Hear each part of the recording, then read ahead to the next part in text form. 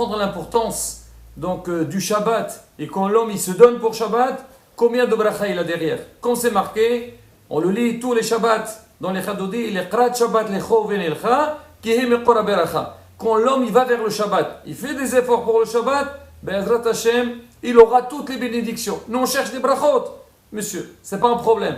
Fais un effort pour Shabbat, Hashem s'occupe de tout. Alors on va voir. Mais avant de commencer, de raconter cette histoire, je vais vous lire un petit passage de Mishnah Brura sur les dinim Siman Res Samech Dine Achnasat Shabbat pour les préparations de Shabbat. Regardez, le Shulchan Aruch il dit c'est une mitzvah de se laver la veille de Shabbat pour se préparer à Shabbat. Il y a beaucoup de mitzvot, ce qu'on appelle Zachor Yom Shabbat Bechadesho, donc on est Zachor avec des choses pour montrer l'importance du Shabbat.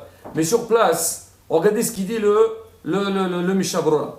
Il dit Umeod Ishli Zaher, pour que l'homme il doit faire très attention. C'est vrai qu'il y a une mitzvah derrière de se laver, mais ne pas arriver Hasve Shalom, arriver Hashash Hilul Shabbat.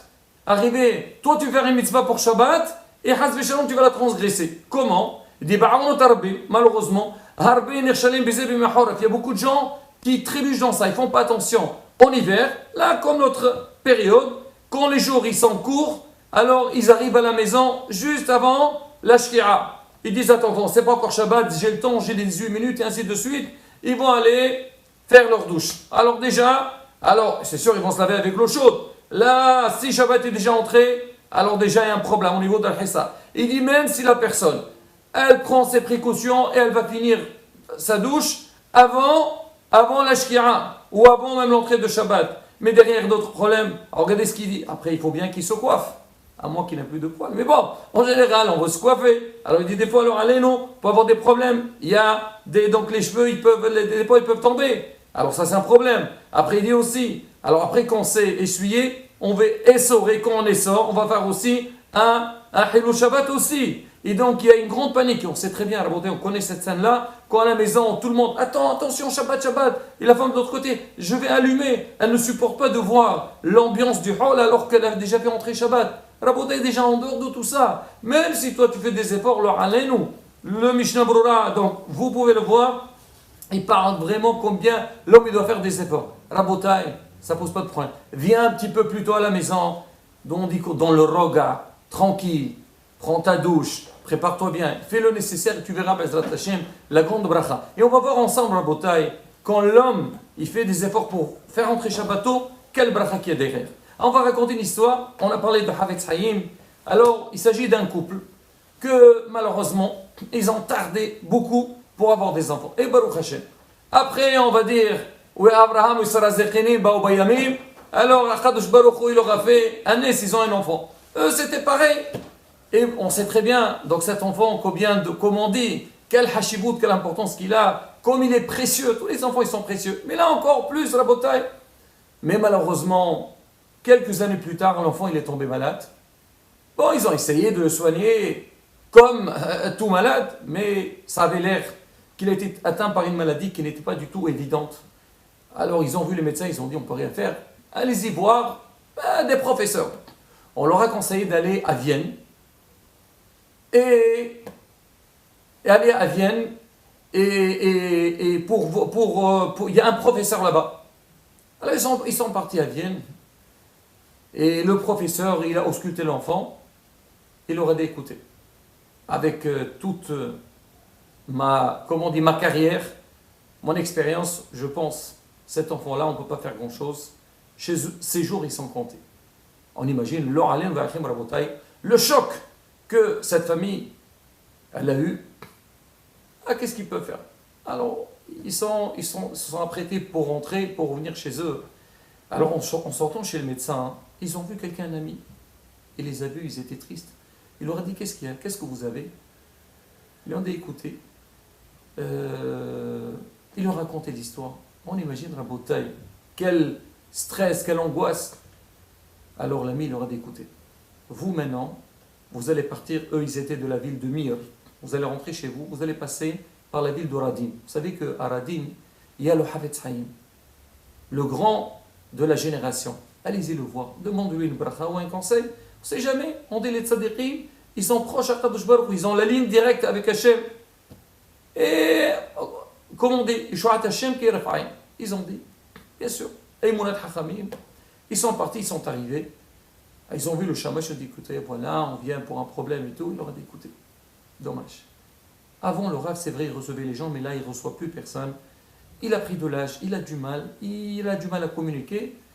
Excusez-moi, on ne peut rien faire. Et la dame, elle a commencé à demander, à supplier, à pleurer. S'il te plaît, il leur racontait vraiment donc la gravité de l'état. Il leur a dit, écoutez, je vais essayer de voir. Il les a fait entrer. Ils ont devant le Havetz Hayim. Le Havetz Hayim, il les voit. Ah, il a compris, il leur a dit, écoutez, dommage. Maintenant, je ne peux rien faire. À l'époque, quand les gens ils venaient me voir pour leurs problèmes, je jeûnais pour eux. J'avais la force. Je fais des tfilotes, mais aussi je fais beaucoup de jeûnes. Mais là, mon état ne me permet plus. Alors, je ne peux rien faire pour vous. La dame, elle commence à... Encore, elle supplie, elle dit au Shamash, s'il te plaît, explique-lui le cas. Dis-lui de quoi il s'agit, que c'est un enfant qui est venu très très tard. Et son état est très grave. Il explique au Shamash, et le Rav, il entend ça, il dit, écoutez, moi je vous ai dit, des jeûnes, je ne peux pas faire. Des tfilotes, je vais faire, mais je ne sais pas ce qu'ils valent. Mais moi, je vous demande une petite chose. La dame sur le champ, elle dira, vous pouvez jeûner, moi je peux jeûner à votre place. Le monsieur dit, écoutez, Kvodara, s'il faut payer de l'argent, je donne ce que vous voulez. Tout mon argent, je le donne pour le petit.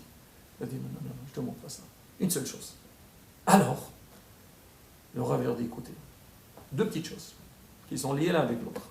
Première des choses, madame, moi je veux que le vendredi, avant midi, la nappe de Shabbat, elle est déjà dressée. Pour montrer, comme on dit, l'accueil de Shabbat.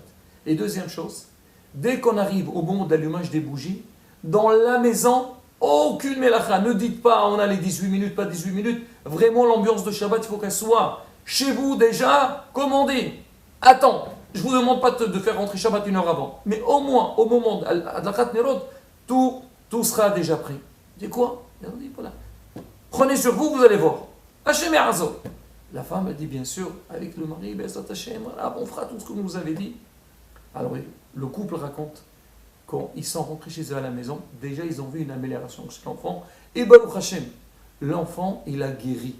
Rabotai, regardez le message de qui? Le Havetz Hayim. C'est pas n'importe qui le Havetz Hayim. Kadosh Elion. Hashem, bien sûr, s'il le dit de pas de sa tête, il sait. C'est marqué. Comme on a dit, et Rabotai, il faut savoir. Donc déjà le mérite de Shabbat.